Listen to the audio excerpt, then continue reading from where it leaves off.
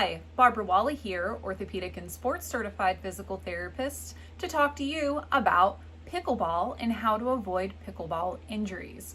Well, what exactly is pickleball? Where did it come from? It was actually designed and created in Washington State by three men, Joel Pritchard, Bill Bell, and Barney McCollum. One of their wives, Joan Pritchard, actually came up with the name after a short period of time that the men were playing the game.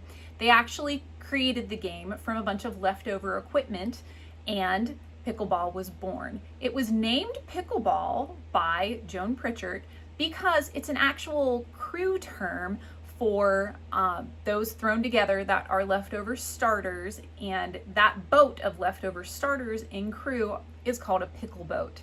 So I guess all of the leftover equipment that they used to start their first pickleball games was then termed pickleball. So why exactly is pickleball so popular? Well, I'd have to say number one is accessibility. You can see pickleball courts and the ability to play pickleball all over the United States and all over the country.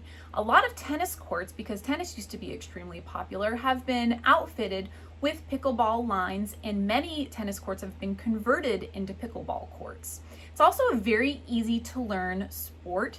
It has a lot of the same rules from volleyball and ping pong and tennis.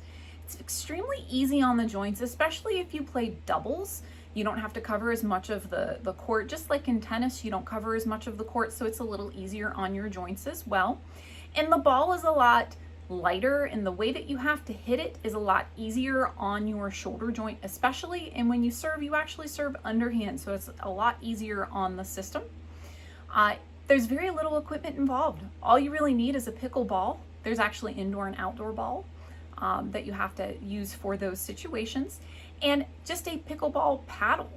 And then you just need a court and a net. And you can even get a net and buy that online. And as long as you have a hard surface to play on, you can have pickleball. It's also a sport that can be played, as we spoke of, indoor and outdoor.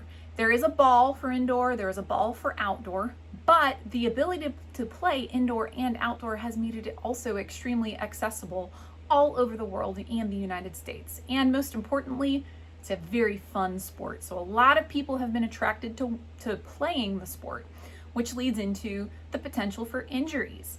And I would say one of the things that makes you a little more susceptible to injury can be if you are brand new to the sport. There's a lot of new motions that are involved with pickleball that you might not be used to, and therefore some injuries may crop up.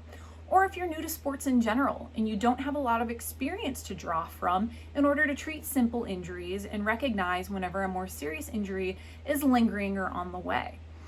Or the repetitive motions can also cause problems with injuries. It's a lot of shoulder and elbow and wrist motion as well.